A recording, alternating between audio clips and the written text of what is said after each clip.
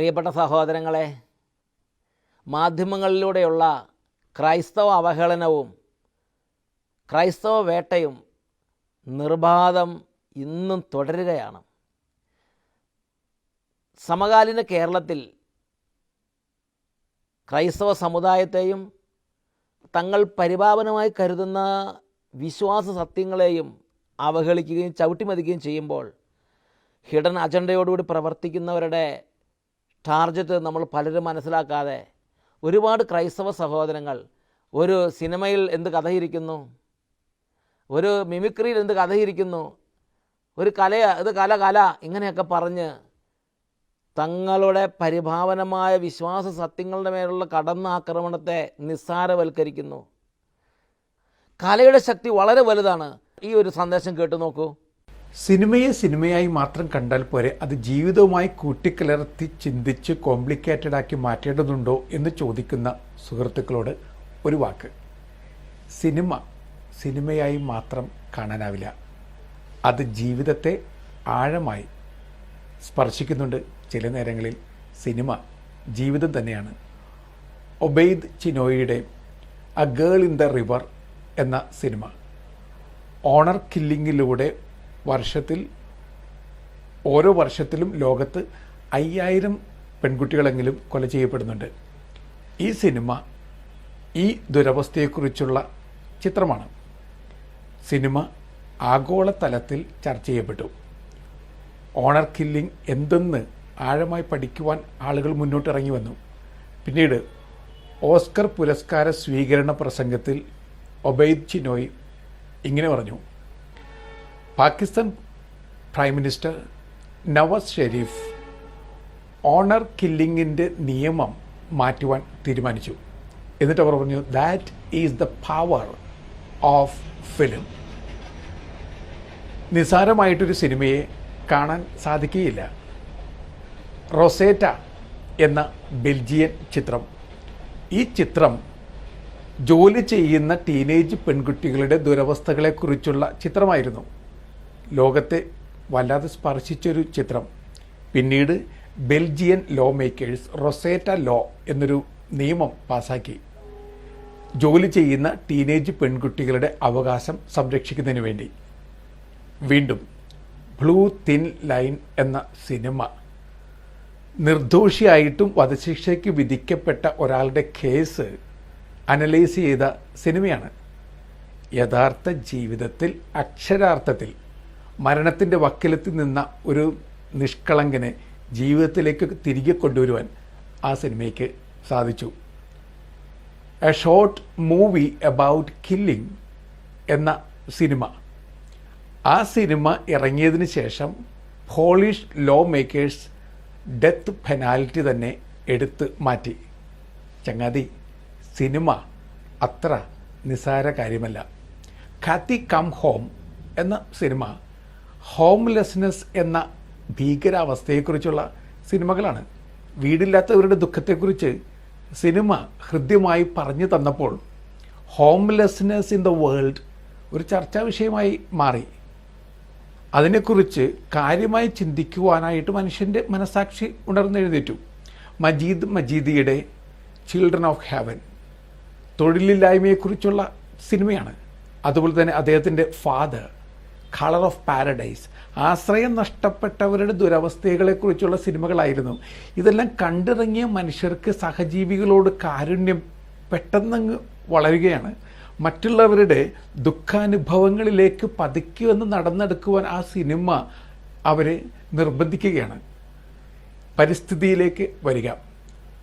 Bambie എന്ന cinema 1942 cinema ഇറങ്ങുക. ആ സിനിമ ഇറങ്ങിയതിന് ശേഷം സംഭവിച്ച മാറ്റങ്ങൾ വളരെ വലുതാണ്. ഒരു വേട്ടയാടപ്പെട്ട മാനിൻ്റെ കഥയാണ് സിനിമ പ്രതിപാദ്യമാക്കിയത്. സിനിമ ആളുകളെ വളരെ ആഴമായി സ്പർശിച്ചു. വേട്ടയാടൽ ഹോബിയാക്കി മാറ്റിയവർ 50% ആളുകൾ ആ ശീലം വേണ്ടെന്ന് വെച്ചു. ഒരു സിനിമയ്ക്ക് ഇത്രയ്ക്ക് മാറ്റം കൊണ്ടുവരാനാവുമെന്ന് പ്രിയപ്പെട്ട ചങ്ങാതി തിരിച്ചറിയുക. Morgan Spurlock super size me എന്നൊരു സിനിമ സംവിധാനം ചെയ്തു. സ്വന്തം അനുഭവങ്ങളാണ്. മക്ഡൊണാൾഡ്സ് ഫുഡ് ചെയിനിലെ സൂപ്പർ സൈസ് ഓഫർ മെനു അത് കഴിച്ചുകൊണ്ട് ഒരു മാസക്കാലം അദ്ദേഹം ചെലവഴിക്കുകയാണ്. മറ്റു ഭക്ഷണമൊന്നും കഴിക്കുന്നില്ല. സൂപ്പർ സൈസ് മെനു അത് ഭക്ഷണമാക്കി മാറ്റുന്നു. അതിന് ജീവിതത്തിൽ ദുരന്ത പർവമാണ്. പിന്നീട് 20 പൗണ്ടോളം കൂടി, ഒബേസിറ്റി ക്രൈസിസ് വരുന്നു. ഇതെല്ലാം പച്ചയായ ചിത്രീകരണത്തിലൂടെ ലോകത്തിന് മുമ്പിൽ അവതരിപ്പിക്കുകയാണ് സംവിധായകൻ. അതിനുശേഷം ഫാസ്റ്റ് ഫുഡ് കൾച്ചറിനെതിരെ വലിയ സ്വരം ഉയർത്തപ്പെടുന്നു. മക്ഡൊണാൾഡ്സ് തന്നെ ഈ സൂപ്പർ സൈസ് ഓപ്ഷൻ 6 ആഴ്ചക്കകം റിമൂവ് ചെയ്തു. മറിച്ച് കുറച്ചുകൂടി ഹെൽത്തിയറായ ഓപ്ഷൻസ് ഇൻട്രൊഡ്യൂസ് ചെയ്യുകയും ചെയ്തു. സിനിമയ്ക്ക് ആഴമായിട്ട് നമ്മുടെ വ്യവസ്ഥകളെ സ്വാധീനിക്കാനാവും, ചില വ്യവസ്ഥകളെ വെല്ലുവിളിക്കാനാവും എന്ന് ഇതിലൂടെ വ്യക്തമല്ലേ. ഡേ ആഫ്റ്റർ ടുമോറോ എന്ന സിനിമ ഇറങ്ങിയതോടുകൂടി ഈ പ്രപഞ്ചത്തിന് നമ്മൾ കൊടുക്കേണ്ട റെസ്പെക്റ്റ് കൊടുത്തില്ലെങ്കിൽ പ്രപഞ്ചത്തിൻ്റെ റിവെഞ്ചിന് ഇരകളായി നമ്മൾ മാറും എന്ന പാഠം പഠിപ്പിച്ചു തന്നു. കുറച്ചുകൂടി കെയർഫുൾ ആകുവാൻ, നേച്ചറിനെ റെസ്പെക്റ്റ് ചെയ്യുവാൻ ആളുകൾ തീരുമാനമെടുക്കുന്നു, പഠിക്കുന്നു. അങ്ങനെ ഒരു തീരുമാനത്തോടെയാകാം ഒരുപാട് ആളുകൾ തിയേറ്റർ വിട്ട് പോരുക. വീണ്ടും സാമൂഹ്യ തലത്തിലേക്ക് വരിക. ഡാൻസസ് വിത്ത് വോൾഫ് എന്ന സിനിമ റെഡ് ഇന്ത്യൻ വംശജരുടെ സ്വരമായി മാറിയ സിനിമയാണ്. അവർക്ക് നിഷേധിക്കപ്പെട്ട നീതിയെക്കുറിച്ച് ചർച്ച വീണ്ടും പുനരാരംഭിക്കുകയാണ്. ആ പുനരാരംഭിക്കപ്പെട്ട ചർച്ച പിന്നെ ചില നിയമങ്ങളാക്കി മാറ്റപ്പെടുന്നുണ്ട്. വീണ്ടും വിവ സപ്പോട്ട എന്ന സിനിമ, അതുപോലെ തന്നെ ഓസ്കർ റൊമേരോ, ഈ സിനിമകളൊക്കെ ലാറ്റിൻ അമേരിക്കൻ രാജ്യങ്ങളിൽ സ്വരമില്ലാത്തവരുടെ സ്വരമായും നാവില്ലാത്തവരുടെ നാവായി മാറുന്നു. പെട്ടെന്ന് ദേശീയത ഒരു വികാരമായി ആളുകളുടെ ഹൃദയത്തിലേക്ക് വരുന്നു. അടിച്ചമർത്തപ്പെട്ടവരുടെ ഒരു റിസറക്ഷൻ സംഭവിക്കുകയും ചെയ്യുന്നു. ഓസ്കർ റൊമേരോയിലെ കഥാപാത്രം പറയുന്ന പോലെ I will be resurrected in the Salvadorian people. ഇതൊക്കെ സ്ലോഗനായി മാറുന്നുണ്ട്. പല മൂവ്മെൻറ്റിനെയും നയിക്കുവാനായിട്ട് ഈ വാക്കുകളും ഈ സിനിമകളും ഇടവരുത്തുകയും ചെയ്യുന്നുണ്ട്. ലീ ജിയോങ്ങിൻ്റെ South Korean cinema way home grand പാരൻസിനോട് കാണിക്കേണ്ട റെസ്പെക്റ്റിനെ കുറിച്ചുള്ള സിനിമയാണ്. ആ സിനിമ കണ്ടിറങ്ങിയവരുടെ ഹൃദയത്തിൽ പെട്ടെന്നൊരു കത്താർസിസ് അനുഭവം ഉണ്ടാകുന്നുണ്ട്. വൃദ്ധരോട്, വൃദ്ധരായ മാതാപിതാക്കളോടൊക്കെ കാണിക്കേണ്ട കനിവിനെക്കുറിച്ച് സിനിമ പാഠം തുറന്നു വെച്ച് തന്നു. അതിനുശേഷം സൗത്ത് കൊറിയയിൽ വൃദ്ധരായ മാതാപിതാക്കളെ സംരക്ഷിക്കേണ്ടതിൻ്റെ ആവശ്യകതയെക്കുറിച്ചുള്ള ചർച്ചകൾ ഒന്നിനു പുറകെ മറ്റൊന്നായി വന്നു. അവർ വെറുതെ കൊണ്ടുപോയി വൃദ്ധമന്ദിരങ്ങളിൽ തള്ളിക്കളയുന്നതിനെ എതിരെ ആളുകൾ മുന്നിട്ടിറങ്ങി. ഒരു സിനിമ കുടുംബത്തിൽ കുറച്ചുകൂടി വെട്ടം പകർന്ന് അങ്ങനെ വീട്ടിലേക്ക് തന്നെ പ്രവേശിക്കുകയാണ്. കിം കി ഡുക്കിൻ്റെ വിൻ്റർ ഫോൾ സ്പ്രിംഗ് എന്ന സിനിമ അതൊരു ധ്യാനാനുഭവം ആളുകൾക്ക് പകർന്നു കൊടുക്കുന്നുണ്ട്. ശരീരത്തിൻ്റെ ആഘോഷം മാത്രമല്ല ജീവിതമെന്നും, ശരീരത്തിൽ കുടുങ്ങി സ്വസ്ഥതയിലും സ്വാർത്ഥതയിലും ജീവിക്കുന്നവർക്ക് അവസാന നാശമേ ഉണ്ടാകൂ എന്നും പറഞ്ഞു തരുന്ന സിനിമയിലെ അവസാന രംഗത്ത് ചെയ്തു പോയ തെറ്റുകൾക്ക് പരിഹാരമായിട്ട് ബുദ്ധപ്രതിമയും പേറി ബുദ്ധ സന്യാസി മലയുടെ ഉച്ചിയിലേക്ക് പോകുന്ന രംഗമുണ്ട്. അത് ശരിക്കും ഒരാളുടെ കുരിശിൻ്റെ വഴി പോലെയായി മാറുന്നുണ്ട്. ഒരാൾ ഒരു ധ്യാനത്തിലൂടെ സഞ്ചരിക്കുന്നത് പോലെ, ഏതോ ധ്യാനപ്പുരയിൽ ഇരിക്കുന്നത് പോലെ സിനിമക്കൊട്ടയിൽ ഇരിക്കുകയാണ്. ഇങ്ങനെയുള്ള മാറ്റങ്ങളൊക്കെ തരുവാനായിട്ട് സിനിമകൾക്ക് സാധിക്കാറുണ്ട്. Harvard university Mother Teresa effect എന്ന പേരിൽ ഒരു പ്രബന്ധം പ്രസിദ്ധീകരിച്ചിട്ടുണ്ട്. 52 മിനിറ്റ് മാത്രം നീണ്ടു നിൽക്കുന്ന ഒരു ഡോക്യുമെൻ്ററി, മദർ തെരേസ പാവപ്പെട്ടവരെ സഹായിക്കുന്നതിൻ്റെ ചിത്രണം. അത് കണ്ടുകൊണ്ടിരുന്ന സ്റ്റുഡൻസ് അവരുടെ ആ ശരീരത്തിലുണ്ടാകുന്ന മാറ്റങ്ങൾ കൃത്യമായിട്ട് രേഖപ്പെടുത്തപ്പെടുന്നുണ്ട്. ഈ ഒരു ഡോക്യുമെൻ്ററി കണ്ടുകൊണ്ടിരുന്നപ്പോൾ തന്നെ അവരുടെ പ്രതിരോധ ശക്തി 10 ഇരട്ടിയായി വർദ്ധിച്ചു. ഈ മാറ്റത്തെയാണ് മദർ തെരേസ ഇഫക്റ്റ് എന്ന പേരിൽ അവർ ഒരു പ്രബന്ധമായി പ്രസിദ്ധീകരിക്കുന്നത്. അപ്പോൾ ഒരു സിനിമ കാണുമ്പോൾ നെഗറ്റീവ് എലമെൻറ്റോ പോസിറ്റീവ് എലമെൻറ്റോ നിങ്ങൾ പ്രവേശിക്കുന്നുണ്ട്. ഹോർമോണൽ ചേഞ്ചസും കെമിക്കൽ ചേഞ്ചസും ഒക്കെ സംഭവിക്കുന്നുണ്ട്. സൈക്കോളജിക്കൽ മാറ്റങ്ങൾ ഉണ്ടാകുന്നുണ്ട്.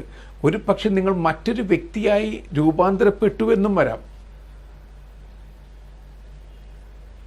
ജോക്കറിനെ ഹൃദയത്തിൽ ആവാഹിച്ച ഒരാൾ 12 പേരെ കൊലപ്പെടുത്തുകയും 70 പേർക്ക് നേരെ വെടിയുതിർക്കുകയും ചെയ്തു. അയാൾ പറഞ്ഞത് എന്താണ്? I was so possessed by the Joker. I thought I was the Joker and I thought I should continue to be the Joker. അങ്ങനെയാണ് അയാൾ പറഞ്ഞത്. അങ്ങനെ അയാൾ ഒരുപാട് പേർക്ക് നാശം വിതയ്ക്കുന്ന ഒരു നിഴലായി മാറുന്നു, ജോക്കറിൻ്റെ നിഴൽ. ഈ മാറ്റം സംഭവിക്കുന്നുണ്ട്. മൈക്കിൾ ഖെയ്നിൻ്റെ പ്രശസ്തമായ സിനിമ ആൽഫി. ആ സിനിമയിൽ വഴിവിട്ട ജീവിതം നയിക്കുന്ന യുവാവ് കാണുന്ന സ്ത്രീകളെയൊക്കെ ക്ഷണിച്ച് തൻ്റെ കിടപ്പറയിലേക്ക് കൂട്ടിക്കൊണ്ടുവരുന്നു. അവരുമായി പ്രാപിക്കുന്നു. യാതൊരു റെസ്പോൺസിബിലിറ്റിയും ഇല്ലാതെ അവരെ പിന്നെ പറഞ്ഞു വിടുന്നു. സ്ത്രീകളെയൊക്കെ ഇയാൾ ഇറ്റ് എന്നാണ് വിളിക്കുക, വെറും ഒരു കച്ചവട ചരക്ക് എന്ന മട്ടിൽ. അവസാനം ഒരു സ്ത്രീ ഗർഭിണിയായി അവളെ നിർബന്ധിച്ച് അബോർട്ട് ചെയ്യുന്നുണ്ട്. ഈ അബോർട്ടഡ് ഫീറ്റസ് ഇയാൾ കാണേണ്ട ഇടവരുന്നു. അയാൾക്ക് ജീവിതത്തിൽ ആദ്യമായി കുറ്റബോധം വരുന്നു. അയാൾ മുകളിലേക്ക് നോക്കി ഉന്നതങ്ങളിലെ ഏതോ ഒരാൾ കുറ്റപ്പെടുത്തുന്നു എന്ന ഒരു തോന്നലിൽ ഹൃദയം പൊട്ടി സുഹൃത്തിനോട് പറയുന്നുണ്ട്, a perfectly formed person I മേർഡേർഡ്.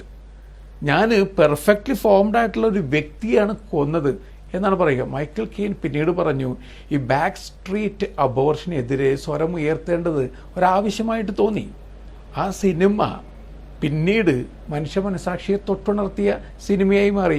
ഈ ബാക്ക് സ്ട്രീറ്റ് അബോർഷൻ അബോളിഷ് ചെയ്യുന്നതിന് വേണ്ടിയുള്ള സ്വരം ഉയരുകയായി. എന്നെ കേൾക്കുന്ന പ്രിയപ്പെട്ടവരെ, സിനിമ നമ്മെ തൊടാത്ത എന്തുവെന്നാണെന്ന് തെറ്റിദ്ധരിക്കരുത്.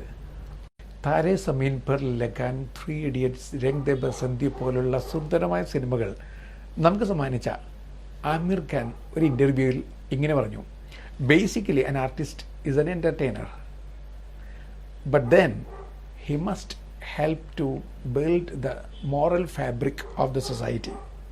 He must help in nation building. He must bring grace to the society, and then he must give high values to the newer generation. ശരിയല്ലേ? സിനിമക്കാരന് അങ്ങനെ ഒരു ഉത്തരവാദിത്വമുണ്ട്. ഒരു രാഷ്ട്രത്തെ പടുതുയർത്തുന്നതിൽ, സമൂഹത്തെ കുറച്ചൊരു ഗ്രേസ്ഫുള്ളായി നയിക്കുന്നതിൽ, കുറച്ചുകൂടി സമൃദ്ധമായ ജീവിതത്തെ സ്വപ്നം കാണാൻ ഒരു പുതുതലമുറയെ ഒരുക്കുന്നതിൽ, ഇതിനൊക്കെ സിനിമയ്ക്ക് ഉത്തരവാദിത്വമുണ്ട്. സിനിമ എന്നെ തൊടുന്നില്ല, സിനിമ മാത്രമാണ് എന്നിനി ചങ്ങാതി പറയാതിരിക്കുക. അതേ സഹോദരങ്ങളെ, നമ്മൾ ജീവിക്കുന്ന ഈ കാലഘട്ടത്തിൽ ക്രൈസ്തവ സമൂഹത്തിൻ്റെ വിശ്വാസങ്ങളെ ആക്ഷേപിക്കുകയും അധിക്ഷേപിക്കുകയും ചെയ്തുകൊണ്ട് ഒന്നിനു പുറകെ ഒന്നായി ഇവിടെ സിനിമകളും കലാരൂപങ്ങളും നമ്മുടെ ഈ സമൂഹത്തിൽ ബോധപൂർവം ഹിഡൻ അജണ്ടയോടുകൂടെ പ്രത്യേക തരത്തിലുള്ള തീവ്രവാദ ഗ്രൂപ്പുകൾ ഈ സമൂഹത്തിലേക്ക് 1 by 1 ഇറക്കി വിടുമ്പോൾ ഒരു സമുദായത്തിൻ്റെ തായ് വേരിനാണ് അവർ കോടാലി വെക്കുന്നത് എന്ന് മറക്കരുത്. ഉണരുക, ഒന്നിക്കുക. Unity is strength.